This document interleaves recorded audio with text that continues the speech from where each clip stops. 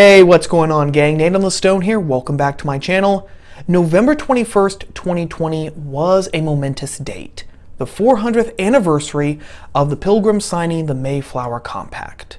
If we lived in even a halfway normal, healthy society, this would have been a date for stupendous celebrations all across America, with parades, fireworks, and men with gold watches thumping their chests and making pretty speeches which ultimately wouldn't have said anything, but which still would have underscored the importance of the occasion and the date. But we don't live in an even halfway decent and healthy society, which is why November 21st passed away with barely even a flutter of recognition.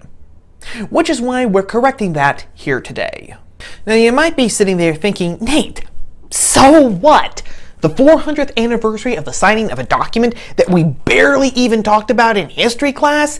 Big deal! Don't we have more important things to be talking about, like revolution? But the thing is to actually have a successful revolution, and not one that actually turns in on itself and devours the people who started it, which is actually the way most revolutions go. Look at France twice, Cuba and Russia, just for a few examples. We have to know not only where we came from, but also what might be termed eternal principles, so that we don't make the same mistakes and reduce everything down to the lowest common denominator, which is usually some variation or mutation of the Nietzschean will to power. And examining the Mayflower Compact, surprise, surprise, does both. In the first place, the Mayflower Compact reminds us who we are, because it is the start of the philosophical idea of what would become the United States.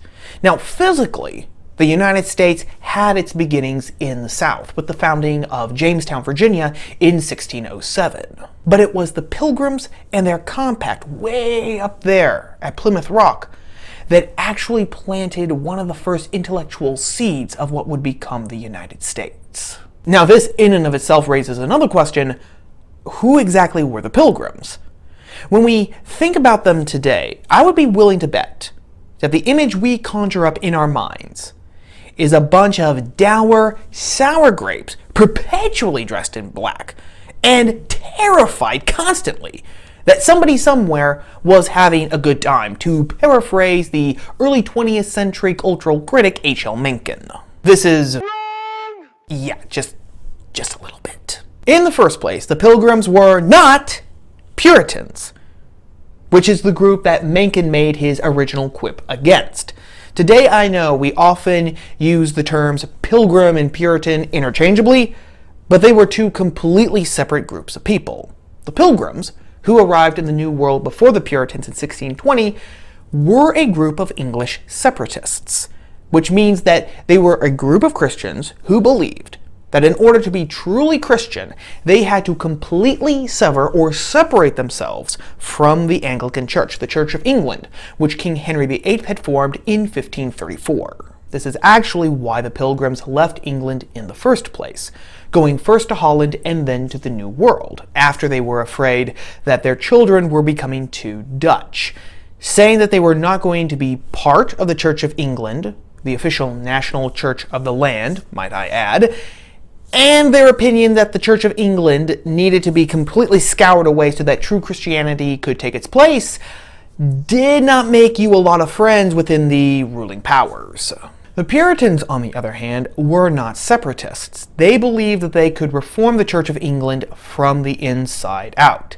Furthermore, they arrived in the New World after the Pilgrims, about 10 years later, as a matter of fact.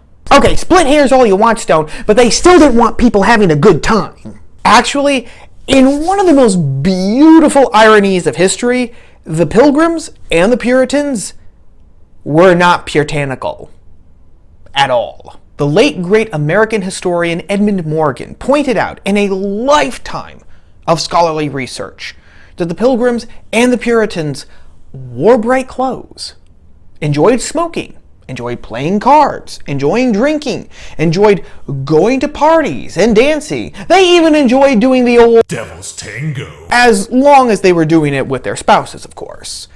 In other words, the Pilgrims and the Puritans lived life. A lot like we do today, except saner. What they understood, however, was that none of these things could eclipse the love one was supposed to have towards God and one's duties towards Him. It was understood by the Pilgrims and the Puritans that all these things had been given to God for people to enjoy. The sin, however, came when any one of these things or any combination of these things replaced God. And before anybody asks, no, the Pilgrims and the Puritans were not a bunch of raving theocrats, never mind what Nicole Hannah-Jones or Howard Zinn has to say. Ministers were very highly respected and regarded, and their sermons, which covered both religion and politics, were highly and gravely considered. But the ministers were not all-powerful rulers. In fact, they weren't rulers at all. The Pilgrims and the Puritans, surprise, surprise, believed in the separation of the civil from the religious. And while Christianity definitely was supposed to help form and mature and guide society, the church was not supposed to be the ruler of society. These are who our Pilgrim forefathers were, and these are the people who signed the Mayflower Compact in 1620. And after having said all that, if you're sitting there wondering, well, if that's the case, how in the world did we get this idea of the Pilgrims and Puritans being a bunch of perpetual puddleglums with a habit of burning women for witchcraft? Then you can thank the American author Nathaniel Hawthorne, who in many of his books, classic works of literature I might add, such as The Scarlet Letter and The House of the Seven Gables, painted the fictional picture which has been handed down to us today. But to get back to the Mayflower Compact itself, or the Plymouth Combination as it was known until academics in Massachusetts renamed it in 1793, it would still be vitally important for us, even if the only thing that it did was remind us of who our Pilgrim forefathers were by making them come alive for us in the present. People, their hopes, dreams, ambitions, fears, hates, desires, beliefs, faiths, they are incarnated in their words after all. But its importance goes deeper than that. It's important because, as Dr. Bradley Birzer, historian at Hillsdale College, has reminded us, it is the first declaration of self-government made in the modern Western world. And when you remember that self-government is one of the cornerstones of the entire American experiment, its importance becomes pretty clear. But the compact/combination's importance doesn't even end there, because in addition to that, it also tells us what ideas, what principles are needed for self-government to actually thrive. The compact in its entirety says this, quote, "In the name of God, amen. We whose names are underwritten, the loyal subjects of our dread sovereign Lord King James, by the grace of God of Great Britain, France, and Ireland, King, Defender of the Faith, etc., having undertaken for the glory of God and advancement of the Christian faith and honor of our King and country, a voyage to plant the first colony in the northern parts of Virginia, do by these presents solemnly and mutually in the presence of God and one another, covenant and combine ourselves together in a civil body politic, for our better ordering and preservation and furtherance of the ends aforesaid, and by virtue hereof to enact, constitute, and frame such just and equal laws, ordinances, acts, constitutions, and offices from time to time as shall be thought most meet and convenient for the general good of the colony, unto which we promise all due submission and obedience. In witness whereof we have hereunder subscribed our names at Cape Cod, the 11th of November, in the year of the reign of our sovereign, Lord King James of England, France, and Ireland the 18th, and of Scotland the 54th, Anno Domini 1620. In those 199 words, our Pilgrim forefathers packed a wallop in the field of political philosophy. The first thing that we notice is the actual purpose of civil society itself. Today, it's very commonplace, it's traditional, it is commonsensical, we might even say, to say that the ends of government is the protection of property or human rights, democracy, or freedom. But as we've just seen, the Mayflower Compact/Plymouth Combination doesn't mention any of those things at all. Instead, the Pilgrims said that the end goal of government was to create a better ordering and preservation of themselves and their posterity. And this would come about via the passing of just and equal laws, ordinances, acts, constitutions, and offices from time to time, as shall be thought most meet and convenient for the general good of the colony. Goals, in other words, were order and justice, the two ingredients necessary for a society to exist and to thrive, as we have talked about numerous times here before on the channel, which would be established through the passing of just laws that would apply to everyone in the colony equally. Now, to be clear, it isn't as if property and liberty weren't important to our Pilgrim forefathers. They absolutely were. We've just said that the entire reason why they came to the New World in the first place was to have religious liberty. They just understood that liberty and property rights for that matter, would naturally flow down in a society that established order and justice. There's another point in here too. In their book, The Basic Symbols of the American Political Tradition, Wilmore Kendall and George W. Carey emphasize the importance of the Pilgrims explicitly saying that it was just laws, quote, thought most meet and convenient, unquote, for the common good that would be passed. This implied that the laws weren't simply going to be passed arbitrarily by people in the colony who had the most political muscle, but instead would be debated, discussed, and argued by the people, i.e., people would reason together to find the truth, as Socrates had admonished the Athenians way back in the day.